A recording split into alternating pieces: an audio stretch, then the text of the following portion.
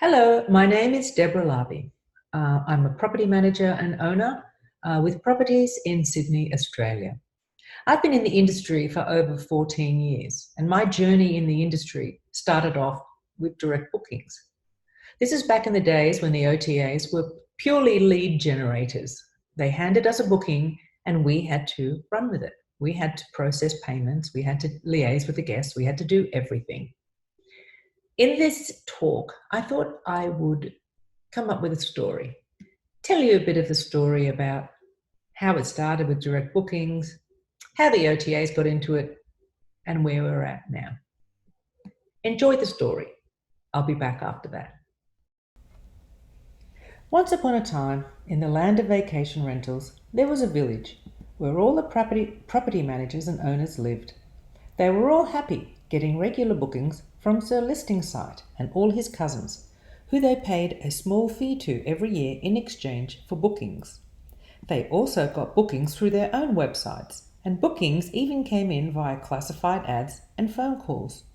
The managers processed all the bookings, talked to and emailed the guest, took payments and the security deposit too. Well, they did work for themselves after all. They had to do everything for the booking and look after the guests from the very first inquiry to the end of their stay. It's always been this way, and everyone was happy. One day, a new Lord OTA arrived, and he wanted to make things easier for the managers. He said he had a new way to do things. He'd look after the marketing of the properties, he'd take payment, look after security deposits, and even had an insurance for the managers if things went wrong. How lovely of him! It sounded perfect. Managers listed on his site and started getting bookings. Wow, they didn't have to do much. Just answer any questions, tell the guests about directions, how to get in, etc. Just the easy part. Lord OTA was a little bit strict with the managers from the village, though. He was very possessive of the guests he found, and like a spoilt child, didn't want to share all of the details of the guests with the managers. And he was very adamant about that and scolded anyone who stepped out of line. And he kept all of the money until the guest arrived, which was a new thing for the managers, but at the end of the day, they did get paid, so the managers accepted it because Lord OTA kept sending them guests. A small price to pay, they thought. And it was a small price because this Lord OTA wasn't charging them much commission at all. He seemed too good to be true. Soon enough, this Lord OTA started to grow quite big and powerful. Another Lord OTA from the village, who helped the innkeepers, decided he too would start helping the managers. This Lord OTA was even more strict. His rules were good for innkeepers, but not so good for vacation rentals. And he didn't change them. And he was very expensive. He charged a very high commission. One problem was that managers had to accept every booking this Lord OTA sent them. The managers couldn't check who the guest was, nor could they cancel the booking.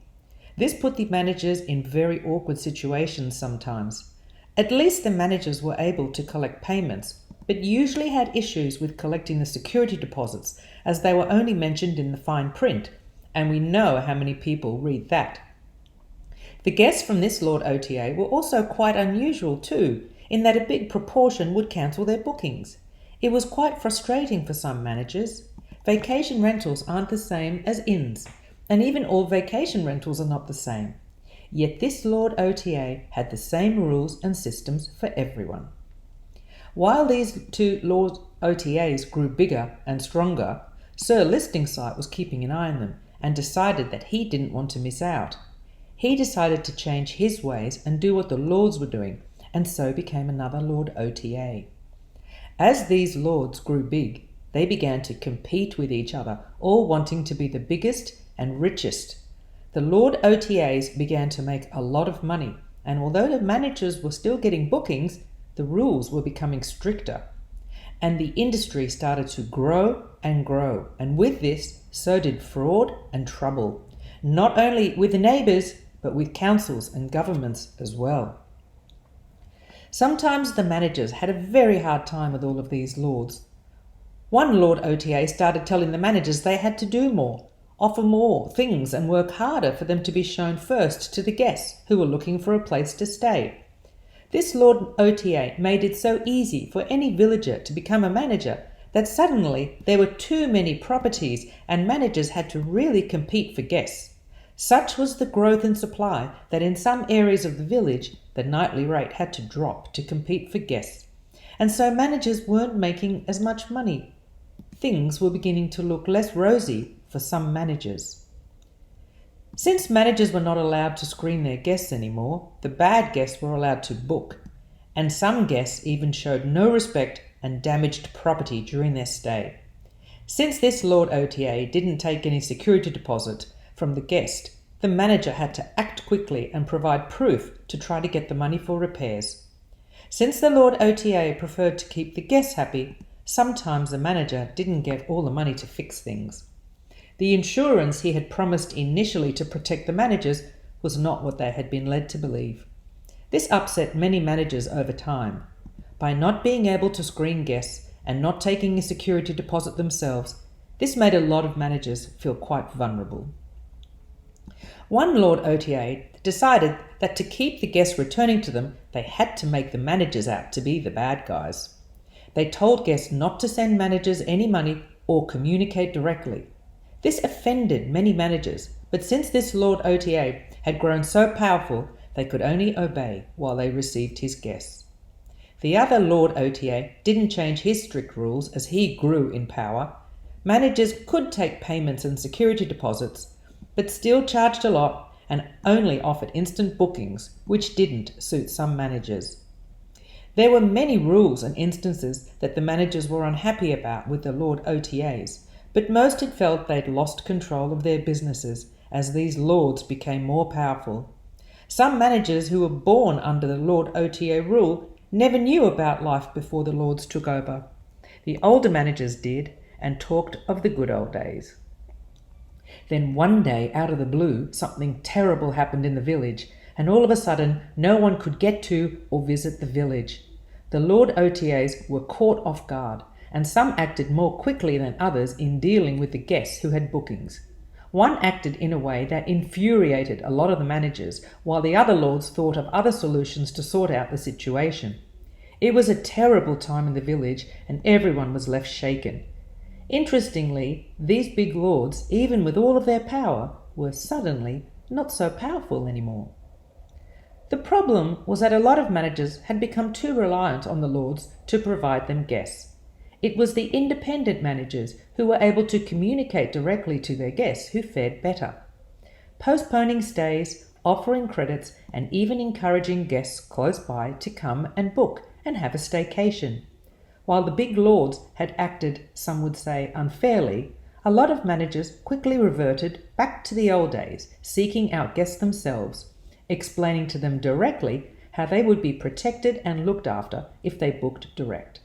Some of these new managers didn't even know this was possible and started to look around to find out how to go about it.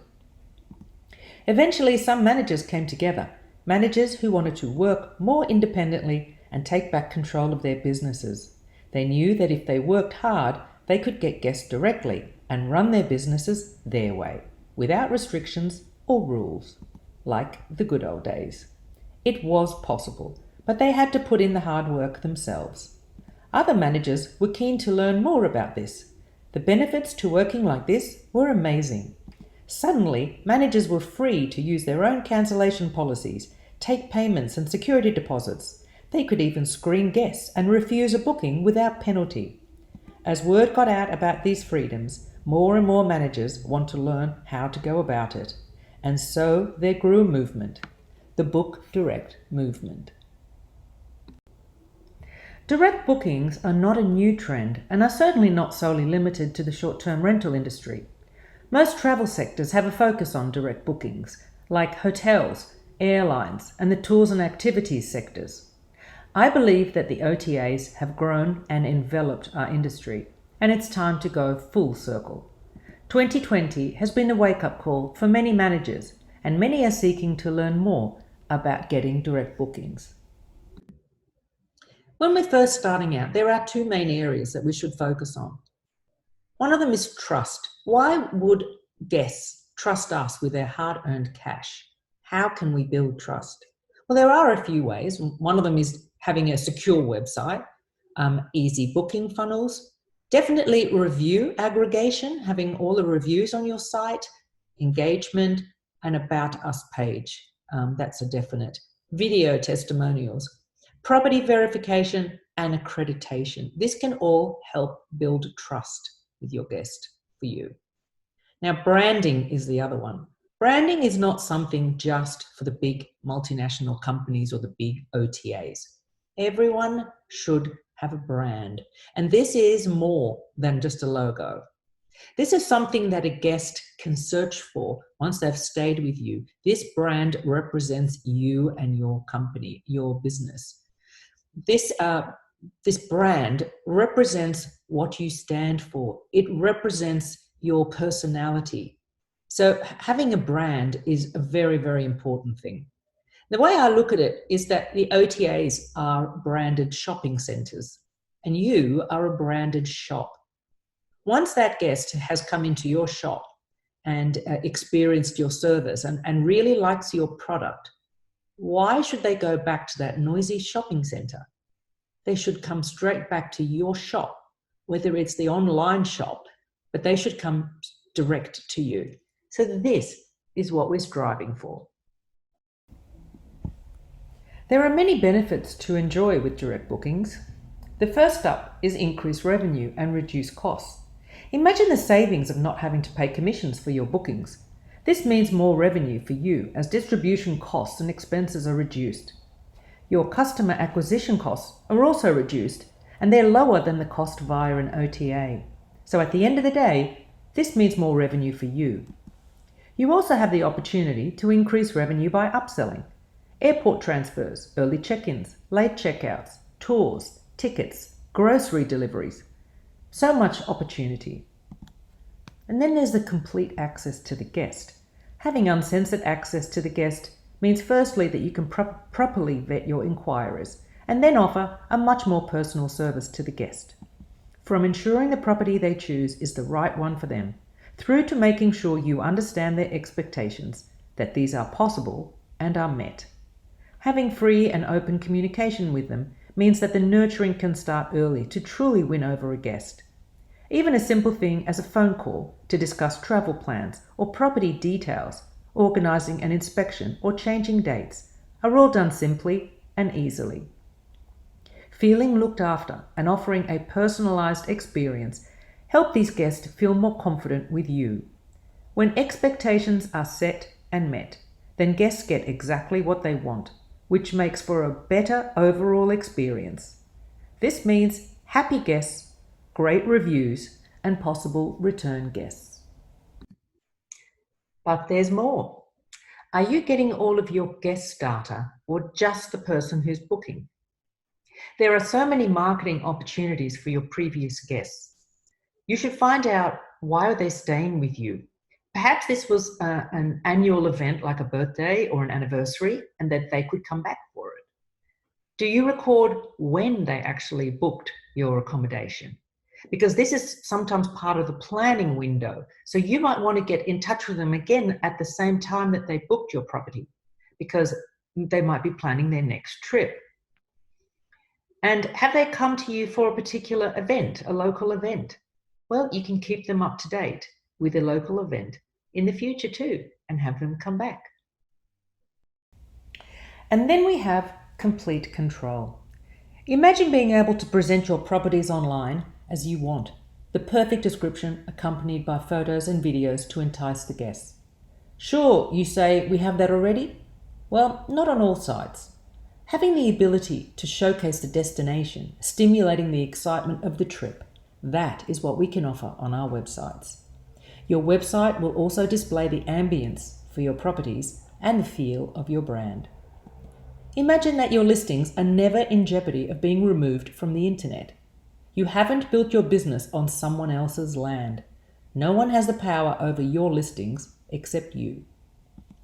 Imagine no one telling you that you need to match them in price. Your rates are yours to decide, and no one has any power over you on that. Imagine not being forced to accept instant bookings. It is your decision, but if your properties warrant liaising with guests before booking, then you are not penalised and it's your choice to accept bookings or not. Imagine being in full control of discounts. What sort of discount you offer for length of stay, last minute, or early bird as examples should be in your control. Your rates and discounts should suit your business, your property and location, and not a bulk booking generator who seems to want to keep driving down the nightly rate and wanting bigger and bigger discounts. Imagine not being penalised for cancelling a booking. We know that at times we need to cancel a booking for whatever reason. Of course, it's not ideal to cancel, but at least there is no penalty for cancelling. Imagine having the security deposit in your hand. Guests who actually hand over payment may be less likely to risk losing it, and so will be less likely to cause damage intentionally. And in case of damage, you will not be at the mercy of another business to hand it over to you to pay for repairs. Imagine being able to use your own cancellation policies. This is so important for direct bookings, as you can offer flexibility or even bend your own rules, where on an OTA, you only have a limited selection of policies to choose from. Different locations may be suited to certain cancellation policies, and you won't be penalised for utilising it. And your policies will never be overridden. Imagine being able to set your own payment terms. If you need the balance paid 60 days prior to arrival, then you can take it. You are working in the way that suits your business in your location. At the end of the day, it comes down to freedom. Freedom to work by your rules, your policies, not be penalised or held back by another business's rules or criteria. There is so much more to getting direct bookings than just having a website and a brand.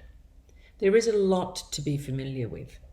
Cleaning. What should you be putting on your website about your cleaning right now in this particularly crazy year? Or consumer trust. How can you make sure that guests who book with you can trust you? Staycations. What do you know about staycations and targeting local guests? Email marketing. Have you got something in place for that? Facebook ads. How successful are your Facebook ads? Do you know who you're targeting? Are you familiar with guest segmentation? Who are you targeting? And what about guest experience from the time they land on your website until the time they leave your property and beyond? What are you doing in that regard? Language. Are you actually marketing in a particular language? Where are the majority of your guests coming from? Loyalty programs. Are you doing anything like that? Photography, how important photography is. I'm going to be mentioning the Book Direct Show shortly, and these are some of the topics that we cover in the show. At the end of the day, it's your business. You know what's best for your properties, for your location, for your business. And with direct bookings, you have the ultimate freedom, and the ultimate freedom to do the best for your guest. But let's get one thing clear. You won't get 100% direct bookings overnight. This is a very slow process. You have to build on it slowly, but you have to start. So get started. I am a co-director of the Book Direct Show, which is a virtual conference with over 50 sessions, 50 educational sessions that will teach you how to go about it. Whether you have no experience or some, there are going to be plenty of sessions for you. And these are available live for the next 3 months up until December 31st. So take your time to truly learn from them and learn from our over 50 industry experts. I've included a 10% discount promo code on the last slide, and I encourage you to go in, take a look, because there is so much to learn from our conference. So save money now and save money later.